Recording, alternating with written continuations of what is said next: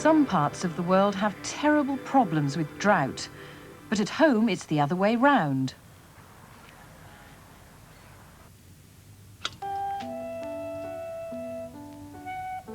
How many things can you think of around the house that need drying out?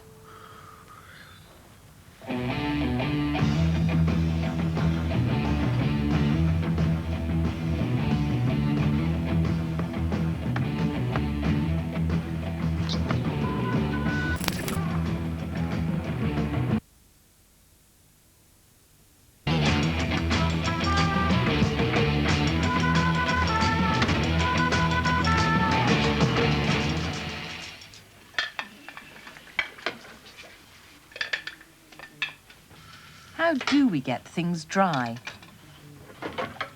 And what do we mean by drying out? Put a drop of water on a hot plate and it fizzes and disappears. Drying out is very fast when the water gets hot. Now the metal isn't so hot. Still, the water is fizzing or boiling, but water can dry without boiling. This is called evaporation.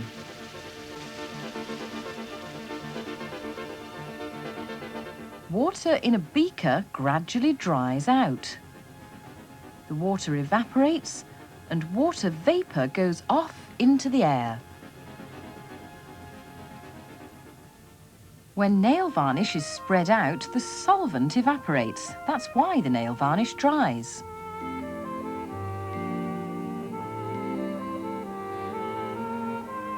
How can you get water to evaporate from wet clothes or hair?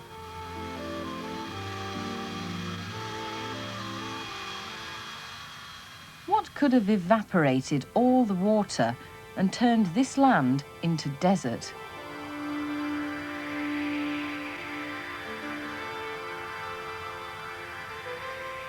I think nail varnish dries more quickly when it's spilled out than when it's in the bottle.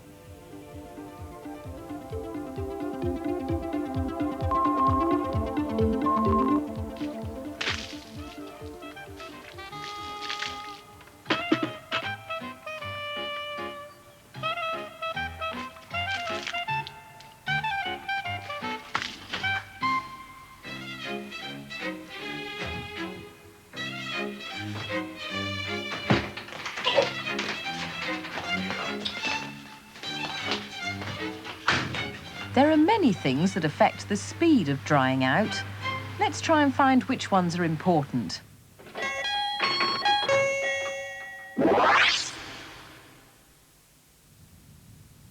Nail varnish dries quickly when it's spread out, when there's a large surface area to the air.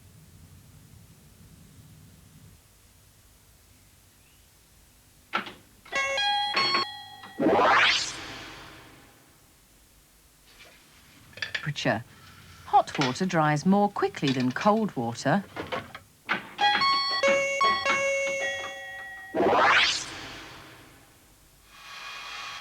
Hair dryers use heat, but they also use wind. Can you guess how this might help?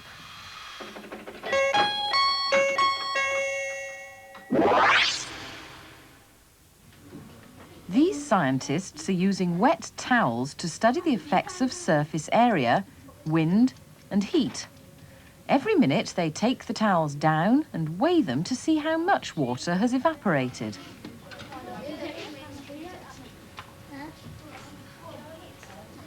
This pair are looking at surface area. The red towel is hung on the line folded so that only a small surface area is exposed to the air. Both the towels are the same size to make it a fair test, but the green towel is spread out to expose as much area as possible.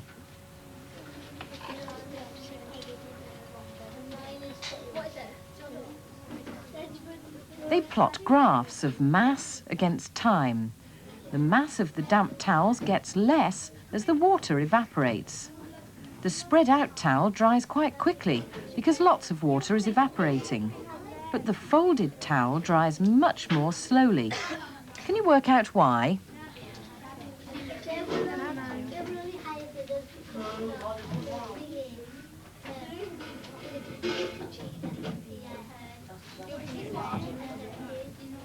The next pair are using a fan to blow air at one of the towels.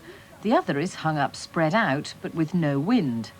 A graph of mass against time shows that the spread out towel dries as quickly as it did before, but the towel in the wind dries faster still.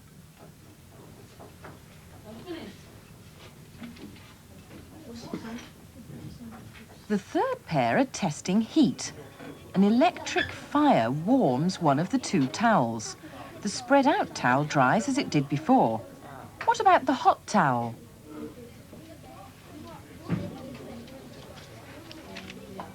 So there are three things to remember. Water evaporates more quickly when there's a large surface area, when there's wind, and when there's heat. How would knowing this help you to store a lot of water in a reservoir? You don't want all the water to evaporate. If you can put the reservoir underground, evaporation is kept to a minimum, but that's very expensive to build. Usually, reservoirs have to be built in natural valleys. Suppose you had to design a reservoir to supply the water for a big town. What sort of valley would you choose? A wide, shallow valley like this one? Problems of evaporation might there be. What about the surface area?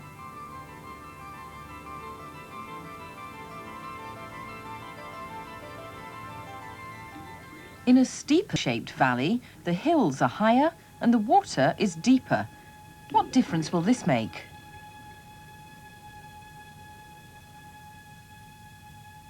What about the trees?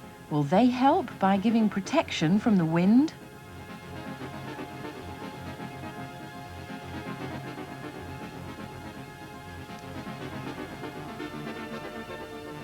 Sometimes it's possible to build reservoirs in deep, V-shaped valleys between mountains. Which sort of valley would you choose if you wanted the least evaporation? And what other problems should you have in mind?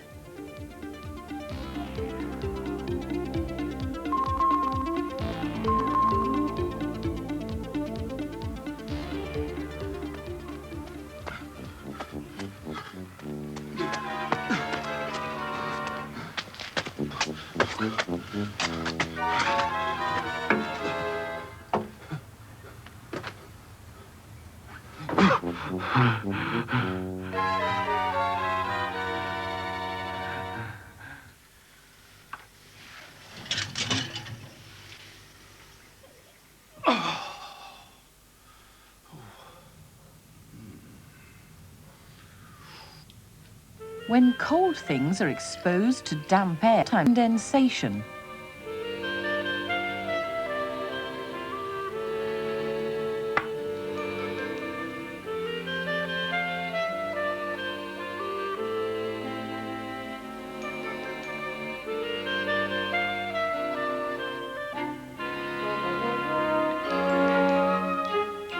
That's why things often steam up in the kitchen.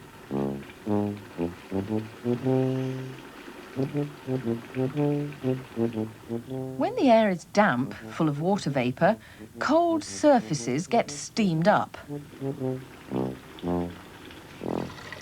In the bathroom too, the air is often damp and full of water vapour. When this water vapour hits a cold surface, it condenses. That is, it turns back to little drops of water.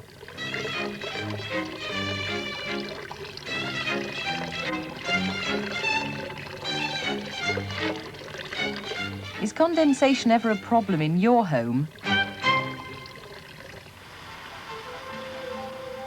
Water vapour from the kettle is condensing on the cold metal plate. This is how rain forms.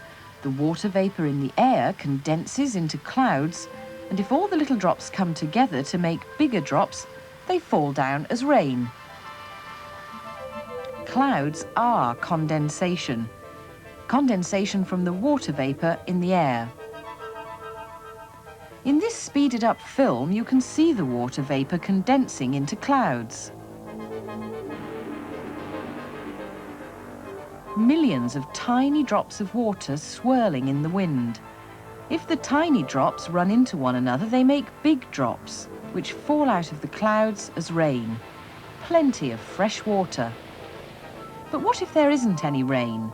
How can you get fresh water then? If you're by the sea, it's possible to make fresh water from salt water. Can you think how this could be done?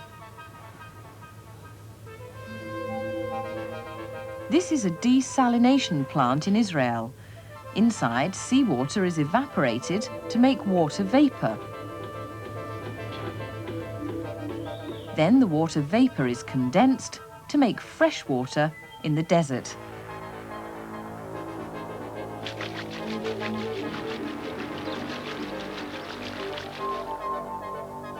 If you're a long way from the sea, it's not so easy. One remarkable new idea is to make rain with an artificial cloud. This cloud is a giant plastic bag. It inflates itself with the heat of the sun. The idea of scientist Graham Stevens is that when it's flying above the desert, the underneath will be cool.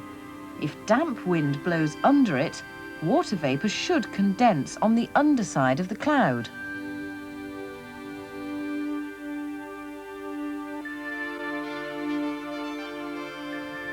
If it's successful, the condensation should trickle down to make rain in the desert. Do you think it'll work?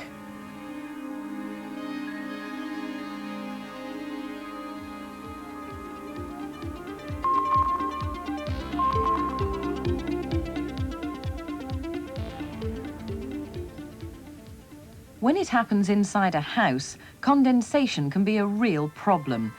What happens when a house gets too damp?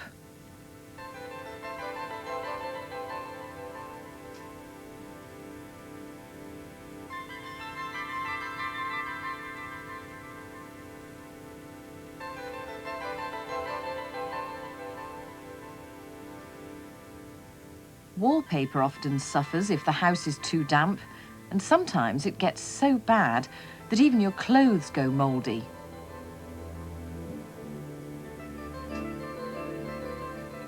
How can you deal with too much damp in the house? And what precautions can you take to prevent it? The opposite of condensation is evaporation. Remember, evaporation is helped by wind and heat.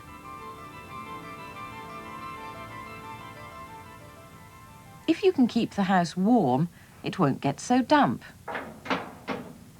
But paraffin heaters produce a lot of water vapour, and to stop that condensing, you must also provide ventilation. Double glazing is meant to keep out drafts. One problem is that it can be to cut out ventilation altogether. That's why you need air bricks. Air bricks ventilate the house and help to cut down condensation inside.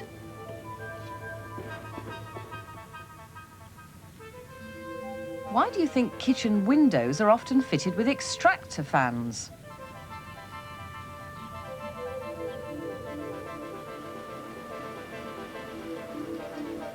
When there's a lot of water vapour about, one way of dealing with it is a dehumidifier. Let's have a look inside. Inside the dehumidifier, there are cold metal fins. The water vapour is sucked in by a fan and condenses on the cold metal. From there, it trickles down into a box below.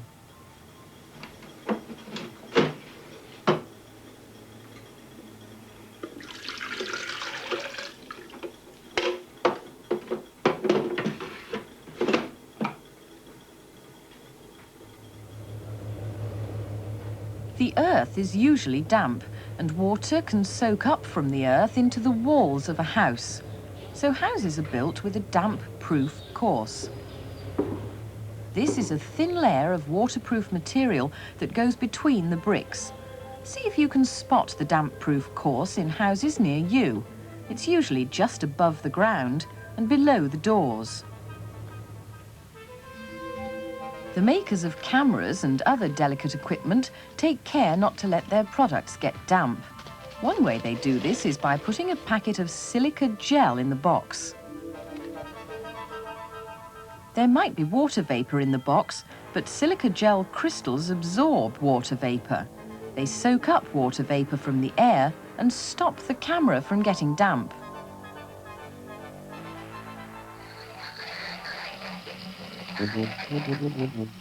How do you think talcum powder works?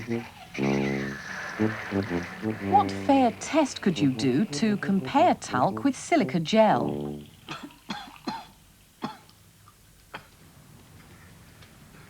People who go jogging get hot and sweaty. If they wear the wrong sort of clothes, the sweat can't evaporate. That can be most uncomfortable. What you need is clothes that can breathe and let the water vapour out. Different materials have different sorts of properties. Some are much thinner than others, but they might be no good for making clothes.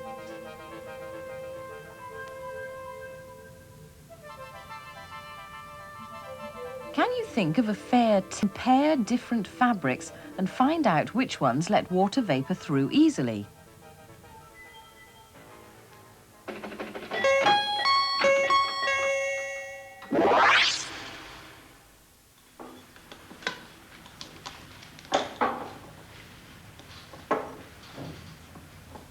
This is one way of doing it. Measured amounts of water are put into small jars.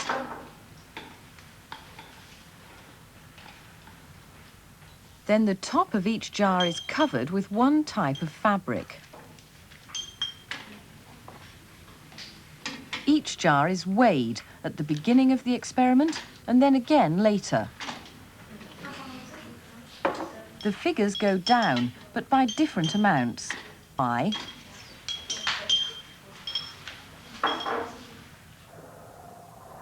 Look at these highly magnified pictures of cotton Ventile and Gore-Tex. Breathe, they let water vapour through, but they're still waterproof enough to keep the rain out.